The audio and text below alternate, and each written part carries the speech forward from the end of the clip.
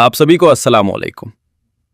کیا آپ کی زندگی میں کوئی ایسی مشکل یا پریشانی ہے جو ختم ہونے کا نام ہی نہیں لے رہی؟ ہم میں سے اکثر لوگ مشکل وقت میں گھبرا جاتے ہیں اور یہ سمجھنے لگتے ہیں کہ شاید اب کوئی راستہ نہیں بچا۔ لیکن قرآن مجید کی سورہ بقرہ کی ایک چھوٹی سی آیات آپ کی پوری زندگی کا نظریہ بدل سکتی ہے۔ اللہ رب العزت فرماتا ہے، اور صبر اور نماز کے ذریعے مدد چاہو۔ غور کیجئے، اللہ تعالیٰ نے پہلے صبر کا ذکر کیا اور پھر نماز کا۔ کیوں؟ کیونکہ جب انسان پر کوئی آنچ آتی ہے تو سب سے پہلے اس کا ذہن اور دل بے چین ہوتا ہے۔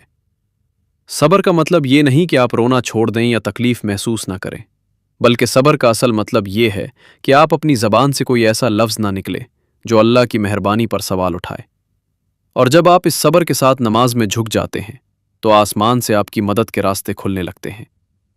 جب بھی زندگی میں کوئی ایسی دیوار آگے آئے جو ٹوٹتی نظر نہ آئے تو گھبرانے کی بجائے 2 رکعت نماز پڑھیں اور اپنا معاملہ اللہ پر چھوڑ دیں، کیونکہ جو اللہ پر بھروسہ کرتا ہے اللہ اس کے لیے کافی ہو جاتا ہے۔ جزاک اللہ خیر۔ اگر یہ پیغام آپ کے دل کو چھوا ہو تو اسے آگے ضرور شیئر کریں۔